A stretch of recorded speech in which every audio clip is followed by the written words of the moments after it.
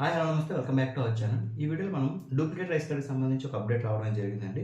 మనం ఈ duplicate rice card అనేది ఎలా అప్లై చేసుకోవాలి, ఫీజు ఎంత ఉంటుంది, నేరుగా మనం అప్లై చేసుకోవడం కూడా ప్రయోజనం ఉంది, దానికి సంబంధించిన వివరాలు, అలాగే స్ప్లిట్ కానీ రైస్ కార్డు కొత్తగా రైస్ కార్డు కానీ అప్లై చేసుకున్న వాళ్ళు మీకు సంబంధించిన రైస్ కార్డు నెంబర్ అనేది ఎలా తెలుసుకోవాలి, మీకు సంబంధించి రేషన్ దుకాణం అనేది ఏది ఎలా కట్ అయిందని తెలుసుకోవడానికి ప్రీవియస్గా ఉన్న లింక్స్ ఏవి కూడా పనిచేయలేదు. ఈ వీడియోలో కొత్త లింక్కి సంబంధించిన వివరాలు, అలాగే సాఫ్ట్ కాపీ ఏదైతే స్మార్ట్ రైస్ కార్డ్ ఉందో దానికి సంబంధించి స్మార్ట్ రైస్ కార్డ్ని డౌన్లోడ్ చేసుకోవడానికి అవకాశం ఉందని చెప్పి చాలామంది అడుగుతున్నారు. రెండు అంశాలు కూడా ఈ వీడియోలో మనం క్లియర్గా చెప్పుకునే ప్రయత్నం చేద్దామండి. మొదటగా డూప్లికేట్ రైస్ కార్డ్కి సంబంధించి ఏపీలో స్మార్ట్ రైస్ కార్డ్స్ అనేది డిస్ట్రిబ్యూషన్ జరిగింది. ఈ విషయం మీ అందరికీ తెలిసిందే. చాలా వరకు పంపిణీ అనేది జరిగింది. సో ఈ తీసుకున్న ఈ స్మార్ట్ రైస్ కార్డ్ ఏదైతే ఉందో అది మిస్ అయినా, లేదంటే ఇప్పటివరకు మీకు ఆ స్మార్ట్ రైస్ కార్డ్ అందకపోతే మీరు నేరుగా సంబంధిత గ్రామ లేదా వార్డు సచివాలయంలో అప్లై చేసుకోవడానికి ప్రొవిజన్ అయితే ఇవ్వడం అయితే జరిగిందండి. కేవలం 100 రూపాయలతో మీరు ఈ స్మార్ట్ రైస్ కార్డ్కి సంబంధించి రిక్వెస్ట్ అని మీరు పెట్టుకోవచ్చు. రిక్వెస్ట్ అని పెట్టుకుంటే మీరు ఇవ్వబడిన ఏదైతే అడ్రస్ ఉందో అడ్రస్కి పోస్టల్లో ఈ స్మార్ట్ రైస్ కార్డ్ అనేది రావడం అయితే జరుగుతుంది. మిస్ అయినా, లేదంటే ఇప్పటివరకు అందలేని వాళ్ళు కూడా దీన్ని అప్లై చేసుకోవచ్చు.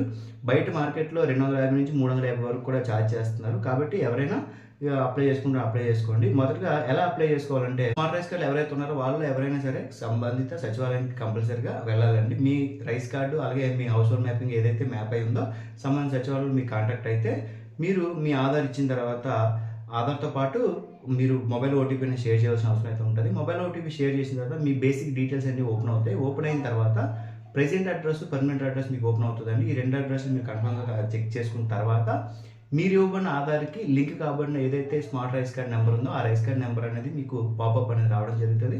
పాపప్ వచ్చిన తర్వాత మీ పేరు, రిలేషను, జెండరు, డిఓబి ఇవన్నీ కూడా రిఫ్లెక్ట్ అవుతాయి. ఒకవేళ ఎవరైనా ఈకేవైసీ స్టేటస్ దగ్గర నో అని ఉంటే, ఎవరిదైనా ఈకేవైసీ కాకపోతే ఈకేవైసీ కాలేదని చెప్పేసి ఎస్ అయితే అన్ని ఎస్ అని చెప్పి రావడం జరుగుతుంది. ఈకేవైసీ కానీ కాకపోతే ఈకేవైసీ చేసుకున్నాక ఈ డూప్లికేట్ రైస్ కార్డ్ అనేది మీరు అప్లై చేసుకోవడానికి అవకాశం ఉంటుంది. అన్నీ కూడా కరెక్ట్గా ఉండి ఈకేవైసీ అనేది పూర్తి అయితే మాత్రం మీ పర్టికులర్స్ ఏవైతే ఉన్నాయో ఆ పర్టికులర్స్ అన్నీ కూడా కనిపిస్తాయి. అక్కడ మీకు ఒక పాపప్ మళ్ళీ రావడం జరుగుతుంది. పైన చూపబడిన వివరాలన్నీ కూడా అక్కడ మీ వివరాలన్నీ, మీ రేషన్ దుకాణం, మీ హౌస్, ఇవన్నీ డీటెయిల్స్ అనేవి వస్తాయండి. అక్కడ ఈ డీటెయిల్స్ అన్ని కరెక్టా కాదా అని అడుగుతుంది. ఒకవేళ కరెక్ట్ అయితే మీరు ఎస్ అని పెడతారు, ప్రొసీడ్ అవుతారు నెక్స్ట్ స్టెప్కి. ఒక నో అని పెట్టుకున్నారు అనుకోండి, నో అని ఏ సందర్భంలో పెట్టుకుంటారు, జెండర్ కానీ లేదా అడ్రస్ కానీ అలాంటి ఏమైనా తప్పిదాలు కానీ ఉంటే మాత్రం అక్కడ ఏమొస్తుందంటే, సో మీరు ఏదైతే తప్పిదంగా ఉందని చెప్పి సెలెక్ట్ చేసుకున్నారో దీనికి సంబంధించి సర్వీసెస్ అనేవి సివిల్ సప్లైకి సంబంధించిన ఇవ్వబడిన 8 ఆప్షన్స్లో దీనికి సంబంధించి ఆప్షన్ ఉంది. మీరు వెళ్ళి అప్లై చేసుకున్నాక డూప్లికేట్ రైస్ కార్డ్ అనేది అప్లై చేసుకుని చెప్పేసి మనకి పాపప్ రావడం జరుగుతుంది. సో మీరు అన్ని కరెక్ట్గా ఉండి ఎస్ సెలెక్ట్ చేసుకున్న తర్వాత మీ ఫ్యామిలీలో ఎవరైతే వెళ్ళారో వాళ్ళు బయోమెట్రిక్ లేదా ఐరిస్ ద్వారా అప్లై చేసుకోవడానికి అవకాశం ఉంటుంది. ఓటీపీ ఆప్షన్ లేదండి, కేవలం బయోమెట్రిక్ లేదా ఐరిస్ ద్వారా మాత్రమే మీరు అథెంటికేషన్ అయితే ఇవ్వడం అయితే జరగాలి. తర్వాత అథెంటికేషన్ కంప్లీట్ అయిపోయిన తర్వాత పేమెంట్ మోడ్లోకి వెళ్తుంది. పేమెంట్ మీరు 100 రూపాయలు అనేది పేమెంట్ చేయవలసిన అవసరం అయితే ఉంటుంది. వన్స్ పేమెంట్ అనేది సక్సెస్ఫుల్గా కంప్లీట్ అయిన తర్వాత మనకి అక్కడ ఎస్ఎల్ఈ పీరియడ్ అనేది ఓపెన్ అయ్యి మీకు త్రూ పోస్టల్ ద్వారా ఈ స్మార్ట్ రైస్ కార్డ్ అనేది మీరు ఇవ్వబడిన ఏదైతే అడ్రస్ ఉందో అడ్రస్కి రావడం జరుగుతుంది అని చెప్పేసి మనకి రిసీట్ అనేది జనరేట్ అవుతుంది. మనం ఆ అక్నాలజ్మెంట్ కూడా డౌన్లోడ్ చేసుకోవచ్చు అండి. దీన్ని ట్రాక్ కూడా మనం చేసుకోవచ్చు. ఇది ఈ రకంగా డూప్లికేట్ రైస్ కార్డ్కి సంబంధించి అప్లై చేసుకునే ప్రొవిజన్ అండి. తర్వాత సిటిజన్ లాగిన్ మనం ఎలా అప్లై చేసుకోవడానికి ప్రొవిజన్ ఉందని చెప్పాను కదా.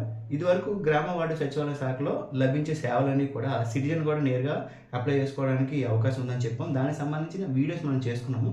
సో దాంట్లోనే ఈ సివిల్ సప్లైస్ ఆప్షన్స్లో 8 ఇప్పుడు ఈ 9గా డూప్లికేట్ రైస్ కార్డ్ అనేది యాడ్ అయ్యింది. సో సిటిజన్ లాగిన్లో కూడా ఈ ఆప్షన్ అయితే ఇవ్వడం జరిగింది. కాకపోతే మీ దగ్గర బయోమెట్రిక్ కానీ ఐరిస్ డివైస్ మీ దగ్గర అందుబాటులో ఉండవు కాబట్టి మీరు చేసుకోవడానికి అవకాశం లేదు. రానున్న రోజుల్లో ఓటీపీ ఆప్షన్ అనేది ఇవ్వడం జరుగుతుంది. ఇచ్చినప్పుడు నేను మీకు ఎలా చేసుకోవాలని వీడియో నేను నెక్స్ట్ వీడియోలో మీకు చేసి పెడతానండి.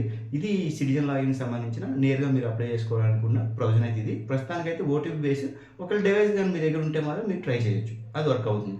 ఓకేనా?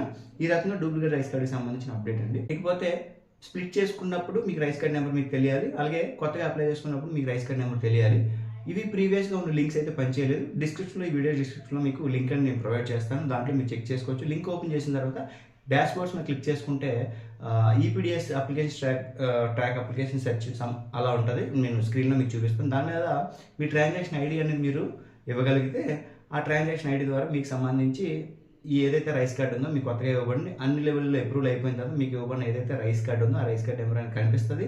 మీ ఫ్యామిలీ మెంబర్ డీటెయిల్స్ కనిపిస్తాయి. మీకు ఎలా కట్ కాబడిన రేషన్ దుకాణం ఏదైతే ఉందో ఆ దుకాణం వివరాలు కూడా మీకు కనిపిస్తాయండి. ఒకవేళ మీకు ట్రాక్ అప్లికేషన్కి సంబంధించి ఆ ట్రాన్సాక్షన్ ఐడి కానీ తెలియకపోతే ఏపీ సేవా పోర్టల్ సంబంధించి ట్రాక్ అప్లికేషన్ స్టేటస్లో మీరు ఎవరి పేరు మీద అయితే ఈ స్ప్లిట్ కానీ కొత్త రేషన్ కార్డు కానీ అప్లై చేసుకున్నారో వాళ్ళ ఆధార్తో సెట్ చేసుకుంటే ఈ ఏదైతే ట్రాన్సాక్షన్ ఐడి ఉందో ట్రాన్సాక్షన్ ఐడి అనేది మీకు రిఫ్లెక్ట్ అవుతుంది. ఈ రకంగా నేను ఇవ్వమన్నా ఏదైతే కొత్త లింక్ ఉందో ఆ లింక్లో మీరు చెక్ చేసుకోవచ్చు. తర్వాత ఏవైతే ఈ స్ప్లిట్ కానీ న్యూ రైస్ కార్డుకి సంబంధించి ట్రాక్ చేసుకోవడానికి అవకాశం ఉంది, అది ఏపీ సేవా పోర్టల్లోనే. దానికి సంబంధించి లింక్ నేను ఇస్తాను.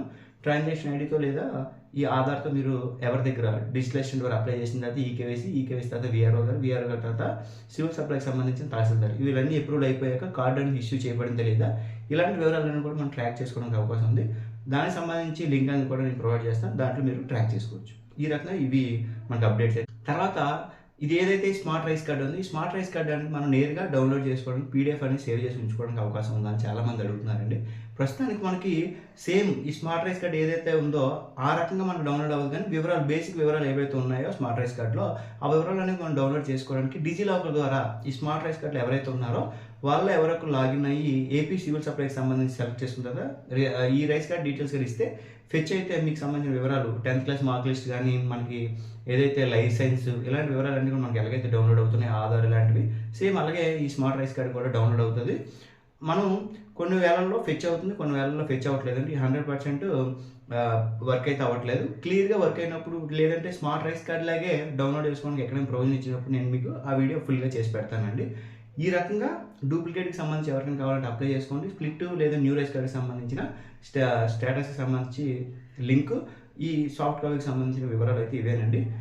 ఏదైనా మార్పులు చేర్పులు ఉంటే డెఫినెట్గా మీకు చెప్పే ప్రయత్నం చేస్తాను. ఎవరైనా ఈ డూప్లికేట్ రైస్ కార్డ్కి సంబంధించి అప్లై చేసుకుందాం అనుకుంటే 1 లేదా 2 రోజులు ఆగిన తర్వాత మాత్రమే మీరు వెళ్ళండి. ఎందుకంటే నిన్న మాత్రమే ఇవ్వడం జరిగింది. 6వ తారీఖు 3వ నెల 2026 తారీఖున యూజర్ మాన్యువల్ సంబంధిత సివిల్ సప్లైసెస్లో ఉన్న 8 ఆప్షన్స్తో పాటు 9వ ఆప్షన్గా ఈ ఆప్షన్ డూప్లికేట్ రైస్ కార్డ్ సంబంధించిన ఆప్షన్ అయితే ఇవ్వడం జరిగింది. సో 1-2 రోజులు వాళ్ళకి కూడా ఏమైనా ఇబ్బందులు అవి వస్తే తెలియాలి కాబట్టి 1-2 రోజుల దాకా మీకు కాంటాక్ట్ అయితే ఈ ఏదైతే సైట్ అనేది ప్రాపర్గా వర్క్ అవుతుంది.